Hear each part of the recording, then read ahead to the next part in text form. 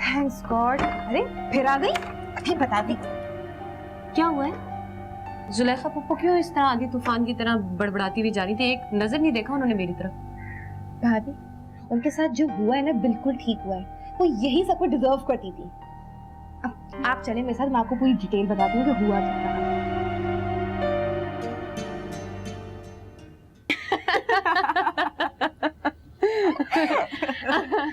पता है क्या भाभी, मुझे अफसोस तो बहुत हुआ था जुलेखा पप्पू की हरकतों पे।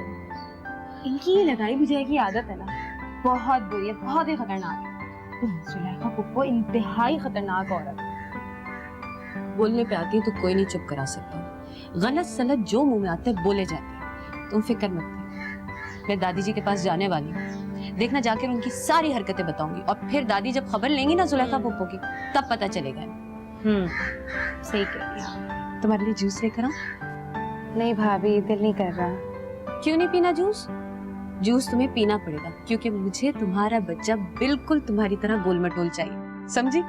भाभी यकीन करें, जरा सा भी दिल नहीं कर रहा जूस पीने का। तो मुझे तुम्हारे दिल की कोई फिक्र भी नहीं है, मुझे सिर्फ बच्चे का ख्याल है, समझी? अपनी सेहत का ख्याल रखो। अगर तुम खाओगी पियोगी नहीं तो बच्चा वीक होगा, समझी? बल्कि अब तो तुम्हें जूस के साथ साथ फ्रूट्स भी खाने पड़ेंगे।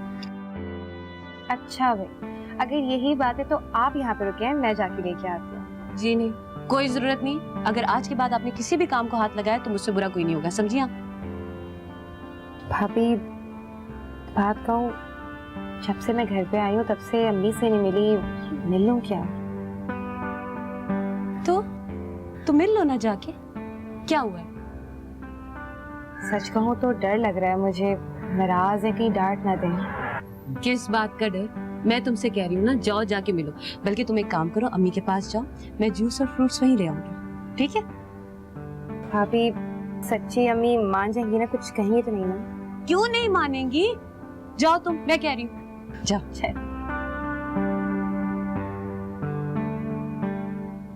अरे लो, किस कदर खून से फैद हो गया इन लोगों का, और खास तौर पे ज़ारा का। देखो जरा, मैंने अपने हाथों से पाली और मेरे इतनी बेइज्जती करके मुझे इसने बाहर निकाल दिया घर से।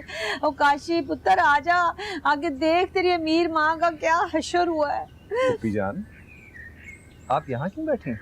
हाँ तो और कहाँ बैठूं? बाहर जाके सड़क पे बैठ जाऊं? यहाँ क्यों बैठी हैं? तेरी बीवी ने और वो शाजिया तेरी भाभी ने मुझे बाहर निकाल दिया घर से मेरी बेइज्जती करके।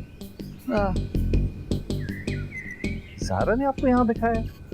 हाँ तो और किसने बिठाना था? मैं मिलने गई हूँ प्यार से, मैंने कहा जाके ज़ारा को प्यार करके आऊँ, उदास थी मैं उसके लिए इतनी। पर वो तो कमजोर ही बड़ी लग रही थी। बात सुने ना, वो क्या तूने किया उसके साथ? मैंने उसको जरा सा पूछा कि बेटी क्या बात है, तू इतनी कमजोर क्यों लग रही, तेरी शक्ल इतनी खराब क्यों होगी? कहने लगी कि वो तो मुझे, पुप्पी जी क्या बताऊं, मुझे तो फैसल खाने पीने को कुछ नहीं देते और ना मेरा कोई ख्याल रखते हैं। गंदे से उसने कपड़े पहने हुए थे, फकीरों वाले ना, और कहने लगी कि ये मेरा हाल उन्होंने कर दिया फैसल ने तेरे, तुझे कह रही थी। मैं तो हैरान ही होगी सुन के, तौबा भाई हद हो गई वैसे। हैं ये क्या बात है बेटा? जी क्यों नहीं पता तुझे? और तू एक और बात सुन ले, एक और सुन बाद में से। कह रही थी कि अगर फैसल कह रहे हैं कि अगर मेरा ना बच्चा हुआ, औलाद ना हुई, तो मैं दूसरी शादी कर लूंगा। ये देख ले, ये खबर सुन ले तू।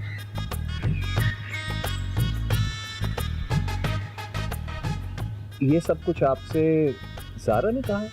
हाँ बेटा, और किसने कहना था? और कुछ दीवारों ने कहना था ज़ारा की? मैं तुझे बात बता रही हूँ, तू तो सुन ही नहीं रहा मेरी बात।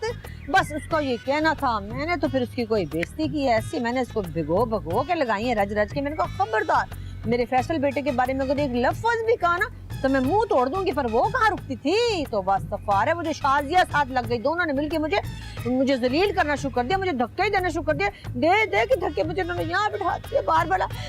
ऐसा भी करते हो